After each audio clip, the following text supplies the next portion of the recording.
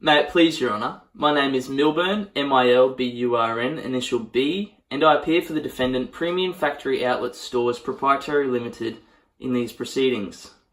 I am instructed by Smith & Jones Solicitors. Your Honour, there are two matters that appear before the court today. The first matter relates to the plaintiff's claims to rescind from their current lease on grounds of statutory misleading or deceptive conduct regarding statements as to future matters against my client. In the second matter, Your Honour, I will argue that my client wishes to hold the plaintiff to their obligations of entry into a lease for a coffee lounge on grounds of equitable estoppel. Your Honour, the facts shall show that the plaintiff has a current 5-year lease with my client, hereafter referred to as the lease. The facts shall also illustrate, Your Honour, that the plaintiff has also shown intention on taking on a lease for a coffee lounge after some time.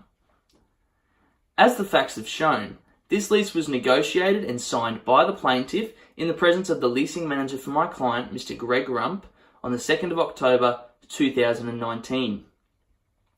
This marks the date of expire for the lease on October 2nd, 2024, with an option to renew the lease for a further 5-year term. Your Honour, I'll now begin my arguments on the first matter. At contract law, in order for a contract to be deemed misleading or deceptive, it must indeed be misleading or deceptive. I put it before the court that my client did not engage in statutory misleading or deceptive conduct and may therefore not be held to the claims made by the plaintiff. Your Honour, pursuant to Section 4 of the Competition and Consumer Act, any representation made without reasonable grounds about a future matter is henceforth deemed misleading. This was supported in the findings of Award and Twin Creeks Properties Proprietary Limited.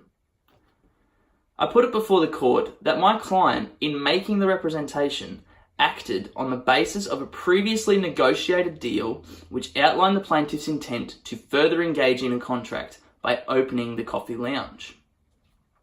Your Honour, the facts do not allege my client to be guilty of misrepresentation on grounds that my client did not actually illustrate the representation as the plaintiff has claimed.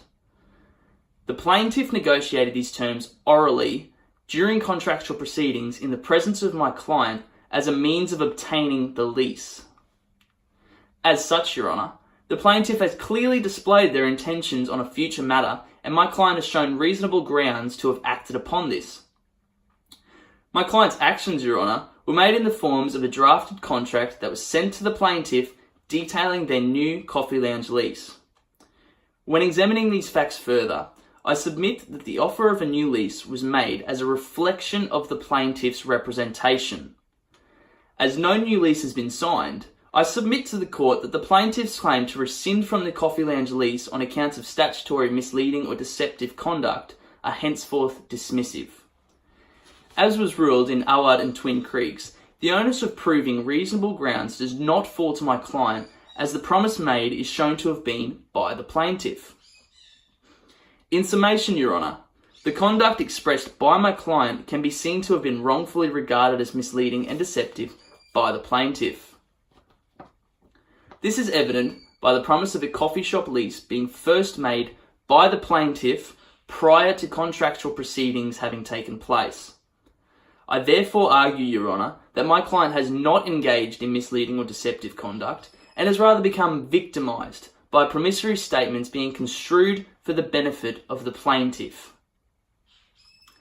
Your Honour, I will now begin my arguments into the second matter of today's proceedings. Your Honour, it can hardly be argued that any business venture, big or small, will always be a gamble.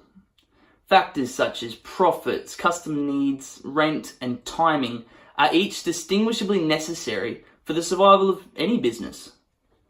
Your Honour, to say that all businessmen and women get their business ventures perfect on the first go is to say that they don't make mistakes. And to question a person's ability to make mistakes is to question the very reason we are even here today. Your Honour, my client and the plaintiff alike engaged in a gamble that was on the verge of becoming a mistake. However, my client sought to find a solution in the plaintiff's promissory statement of opening a coffee lounge in the shopping centre, to which the plaintiff has chosen to deny. my client rightfully feels that these obligations should be binding on grounds of equitable estoppel, hence why we are here today. Your Honour, the facts demonstrate that the plaintiff's lease was originally drawn to be a solely homewares tenancy, with the representation of the plaintiff being that they would take on a further lease for a coffee lounge when it best suited. My client has kept to this agreement by offering the plaintiff their new lease to allow for the financial benefit of both parties in this time of financial hardship in the shopping centre. Your Honour, to support my client's claim, I'll be presenting my argument with reference to the findings of Ostertel and Franklin's. As per the proceedings at hand, the exact time before the induction of the plaintiff's new lease can be seen, Your Honour, to have been dependent upon two factors: the need for a coffee lounge in the shopping centre and the profits already being made. Your Honour, both factors became a necessity for the floating of the shopping centre. This constitutes as grounds for my client having relied upon the representation of the plaintiff and supports my client's claim in holding the plaintiff to their promise. To add, Your Honour, the plaintiff's knowledge of my client's reliance on their promise can be seen in a letter sent to the plaintiff detailing the need for a food and beverage availability in the shopping centre. As the promise was made during contractual proceedings, each element of equitable estoppel has henceforth been satisfied in support of my client. As was found in Ostertel and Franklin's, Your Honour, the assumption of a promise to be performed by the plaintiff may satisfy the assumption that their relationship with my client was binding both under contract and equitable estoppel. This is evident by example of the current lease and the promise having been made by the plaintiff to accept another lease after some time. It is thus, Your Honour, that my client is within reasonable grounds to stop the plaintiff from denying entry into this new lease. This is supported with the assumption of the plaintiff's promise being performed and my client's reliance on that promise for the continuity of business in the shopping centre, as well as my client's reputation as a business person and as a business as a whole. To conclude, Your Honour, let me just say that this case, unlike business, isn't a gamble. The plaintiff has brought forth claims against my client in hopes of ending their legal relationship. These claims are based on promises that they themselves have made, only to deny. If one mistake is made in this courtroom today, Your Honour, let it be the plaintiff's decision to pursue this case as the easy way out of their obligations. Your Honour, thank you for your time today.